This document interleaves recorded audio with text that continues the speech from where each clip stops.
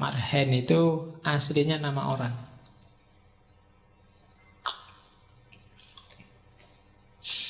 Cuma tidak ada yang tahu, katanya Soekarno. Suatu pagi dia jalan-jalan, naik sepeda, terus lihat ada petani lagi mencangkul. Kelihatannya hidupnya susah. Waktu disapa, ditanya, ini sawahnya sendiri? Ya, sawah saya sendiri, tak garap-garap sendiri, tapi hidupku ya tetap sumpek, tetap susah. Dari situ muncul inspirasi Marhenisme. Karena ada yang ketika terakhir dia tanya namanya siapa, jawabannya Marhain. Jadi Marhain itu nama tani. Ada yang bilang cerita ini nyata, ada yang bilang fiktif, ada yang bilang ini bukan Marhain, namanya Ain. Bukan Ain Takmir loh yo. Cuma karena itu di Bandung, Sunda, maka nama itu kan panggilannya Mang. Jadi Mang Ain. Tutu Ain itu, jadi Mang Ain itu terus jadinya Marhain. Ada peneliti barat yang anggap enggak, itu sebenarnya cerita fiktif. Marhain itu singkatan dari Mark, ya kan? Kemudian Engels. Jadi Karl Marx dan Engels. Sebenarnya itu ajaran Marxisme versi Soekarno. Tapi ya monggo lah. Nama ndak penting, yang penting isinya. Daripada nama bagus wajahnya jelek kan mending. Loh iya kan, yang penting isinya. Namanya Robert tapi wajahnya pelosok kan ndak enak. Oke, jadi Marhain namanya Sunda tapi isinya kan keren. Ndak apa-apa. Ini salah satu variasi khusus dari sosialisme. Kemarin kan kita belajar sosialisme. Dan di antara yang beda adalah yang tadi. Jadi seorang Marhain itu beda dengan seorang proletar versinya Marx. Kalau Marx, proletar itu ya buruh yang tidak ngerti apa-apa, tidak punya apa-apa, ngertinya cuma kerja pada majikannya, kemudian dibayar.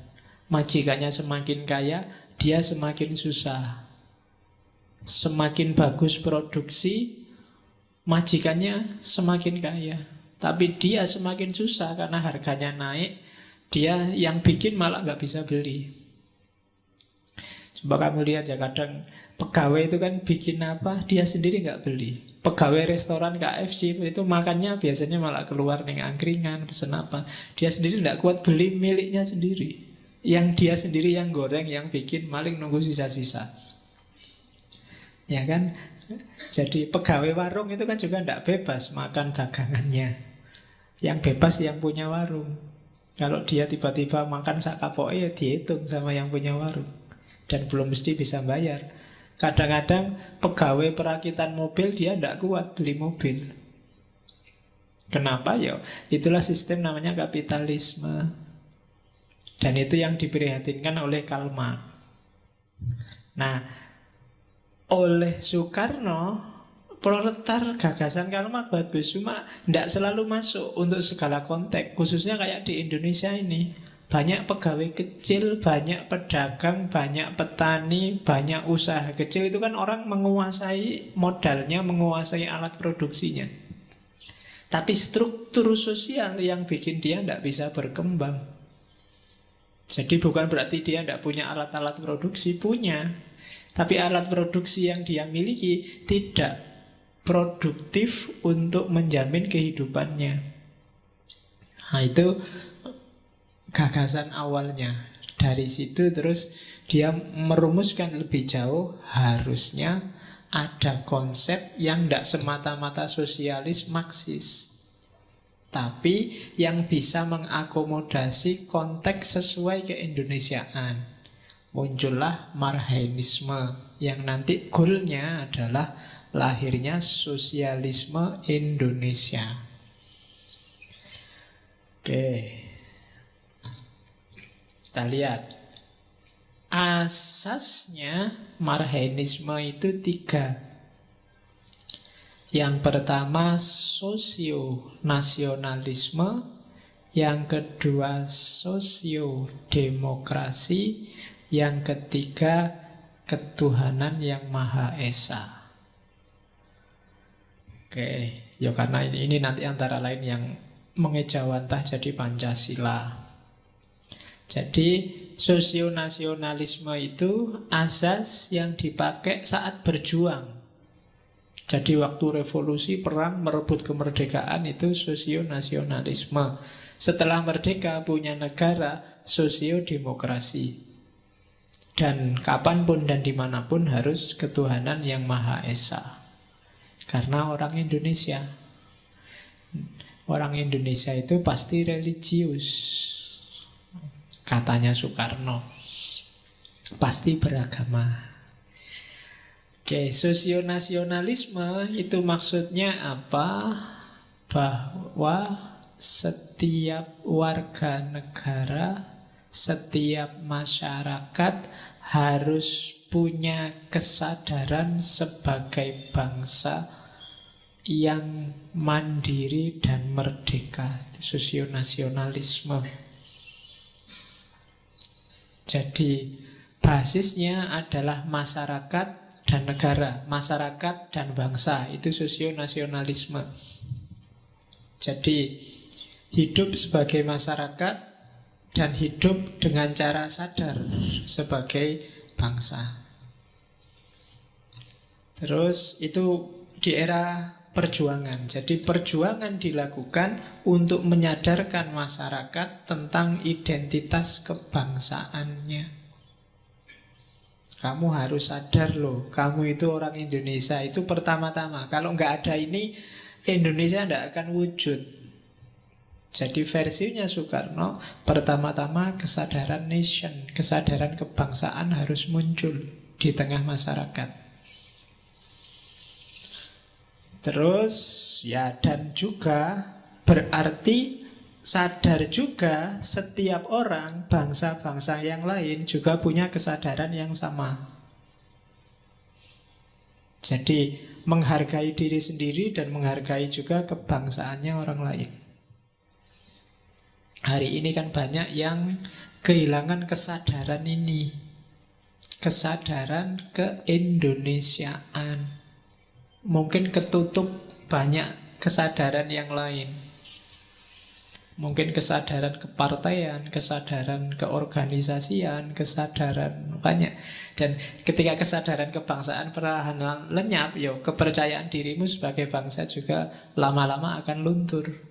Indonesia tidak membanggakanmu ketika kesadaran kebangsaan ini hilang.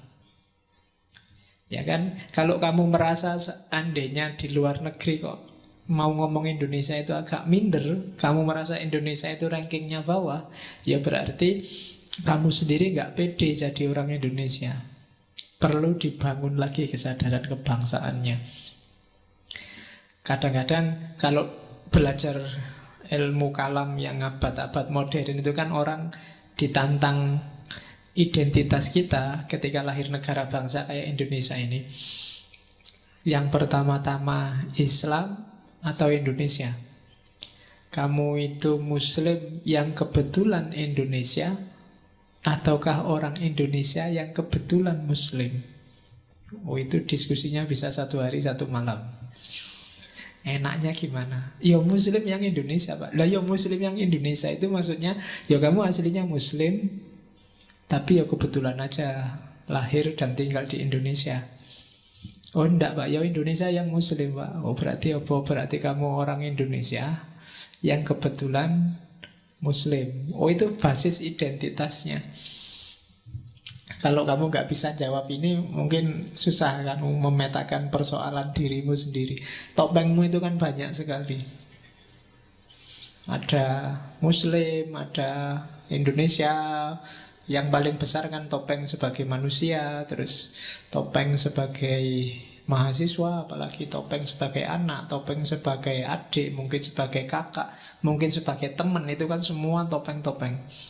Nah, kamu urutkan ya, topeng yang paling penting apa, terus di atasnya apa, di atasnya lagi apa.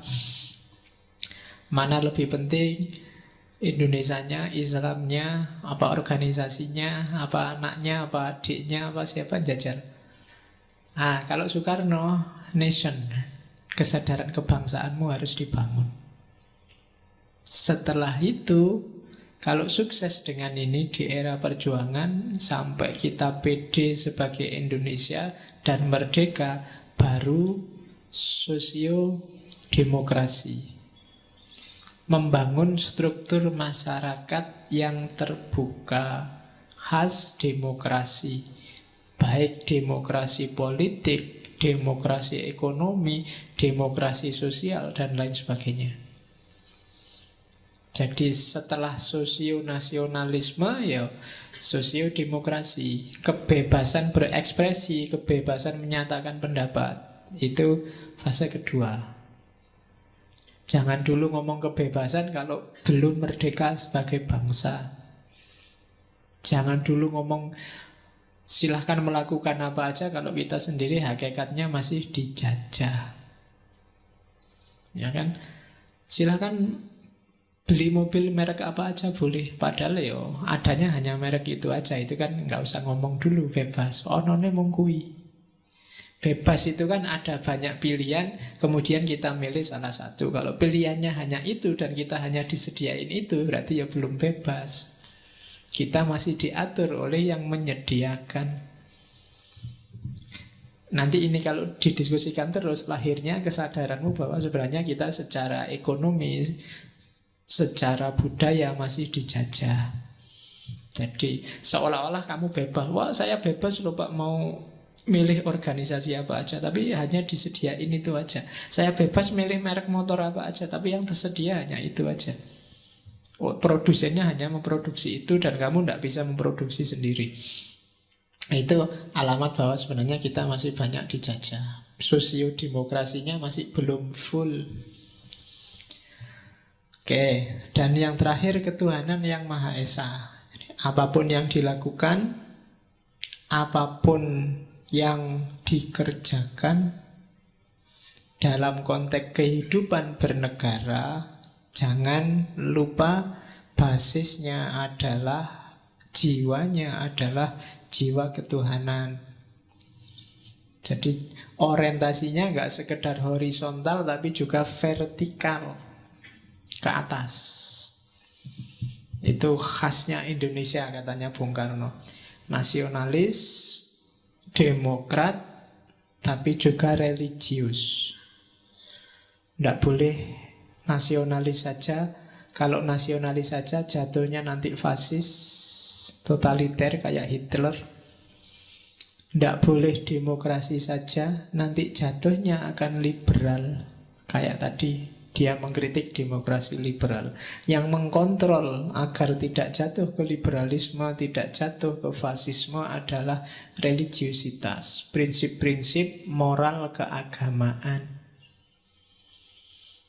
Jadi Soekarno sudah jauh mikir ke sana. Jadi Marxisme dibangun di atas 3 pilar. Yang pertama sosialisme, tapi yang nasionalis. Ini yang membedakan nanti dengan komunis. Kalau komunis, titik akhirnya bukan nation, tapi masyarakat tanpa kelas. Dan masyarakat tanpa kelas itu tidak mungkin kalau di Indonesia. Ketika dipaksa dijalankan secara real, mungkin kayak negara-negara Rusia zaman dulu. Akhirnya juga jatuh. Terus demokrasi, cuma demokrasi yang tidak liberal. Dan baik nasionalisme maupun demokrasi harus dijiwai oleh semangat religiusitas. Oke, itu yang khas dari Soekarno. Meskipun kalau Soekarno ceramah tidak kayak saya. Dia ceramahnya berapi-api. Cuma tidak mungkin Soekarno menjelaskan kayak saya kelemak-kelemak ini orang. Dan jelas none mesti sambil semangat dan kalian jadi gairah. Kalau kayak gini kan kalian cuma oh itu toh. Kalau sama Soekarno bisa jadi teriak-teriak. Oke, itu kelebihannya Soekarno dan kekurangan saya. Oke.